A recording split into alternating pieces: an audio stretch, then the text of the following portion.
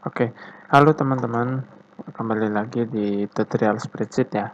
Kali ini kita akan membahas mengenai perhitungan. Oh, ini bukan perhitungan ya, atau kita ganti dengan penjumlahan standar, kemudian penjumlahan data tertentu, dan yang terakhir adalah penjumlahan kolom atau baris. Oke, kita mulai dari yang pertama ya, mengenai penjumlahan standar. Penjumlahan standar itu adalah penjumlahan di mana kita akan menjumlahkan angka-angka standar seperti di kalkulator ya. Umpamanya ini 50 ditambah 20 ditambah 20 lagi, kemudian kita enter. Nah, ini adalah jumlah dari 50 ditambah 20 dan ditambah dengan 20 sehingga jumlahnya 90. Bagaimana kalau angka lain? Angka lain juga bisa. Kita bisa tuliskan 20 ditambah 40 ditambah 10. Maka hasilnya akan 70. Itu untuk perhitungan standar. Jadi kita awali dengan sama dengan dan diinputkan angkanya menggunakan simbol plus, dan ketika di enter kita akan menemukan hasilnya.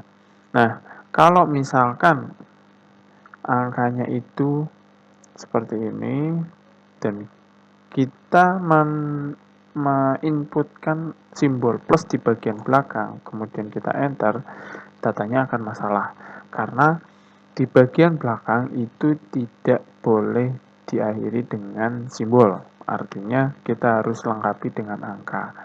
Nah, sehingga dia akan keluar nilainya seperti itu untuk perhitungan standar. Kemudian materi yang kedua adalah penjumlahan data tertentu. Di sini kita sudah mempunyai data. Nah, di data ini ada angka-angkanya, ada yang 50, ada yang 20, kemudian ada yang munculnya di bulan April. Terus kita pengen jumlah beberapa data nih yang sudah ada. Sama rumusnya, kita menggunakan sama dengan juga. Ada dua versi. Versi yang pertama itu adalah memilih selnya masing-masing. Ya. Begini. Kita enter. Maka hasilnya akan 170. Kita coba ya, 50 ditambah 50, 100.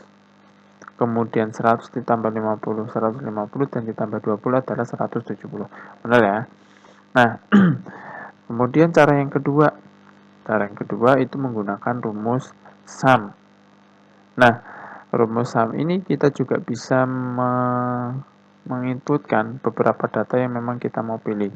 Nah, caranya adalah klik data pertama, kemudian pencet kontrol, tahan, kemudian data yang kedua, pilih data pertama, pencet kontrol, pilih data kedua, ketiga, dan keempat. Maka akan muncul hasilnya 170. Gitu. Nah, begitu untuk penjumlahan beberapa data. Dan yang terakhir adalah penjumlahan kolom atau baris. Sama kayak penjumlahan data sebelumnya, hanya saja kita nggak perlu pencet kontrol, kita nggak perlu memilih datanya, langsung aja drag mana yang mau kita jumlahkan dari atas sampai bawah umpamanya. Kemudian kita pilih enter. Nah, di sini akan muncul jumlahnya 50 ditambah 50 ditambah 20 ditambah 20, hasilnya akan 140. Itu juga berlaku jika kita mau menambah ke arah samping. Nah, kita drag aja dari data pertama sampai data terakhir, kita klik enter. Nah, di sini akan muncul datanya. Jadi total dari semuanya adalah 250. 50 ditambah 50, 100 ditambah 50, 150 tambah 50, 200, dan tambah 50 terakhir 250. Nah, bagaimana kalau misalkan kita mau merumpus untuk semua kolom? dengan rumus yang sama. Artinya ini kolom ini kita mau jumlahkan, kolom ini mau jumlahkan, ini dijumlahkan sampai yang terakhir mau dijumlahkan.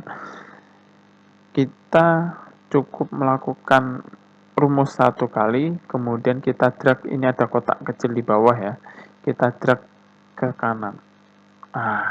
Ini akan dijumlah sesuai dengan jumlah setiap kolomnya ya.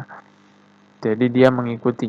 Ini F, kemudian yang ini adalah D sesuai dengan kolomnya. Begitupun dengan baris, ketika kita mau menjumlah total ke bawah, kita drag saja sampai bawah. Bahkan bisa sampai bawah banget ya. Artinya ini total untuk keseluruhan 740 dan ini masing-masing baris. Seperti itu.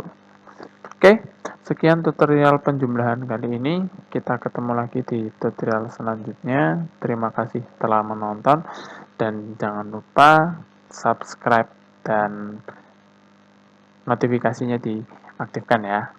Oke, terima kasih. Salam cerdas.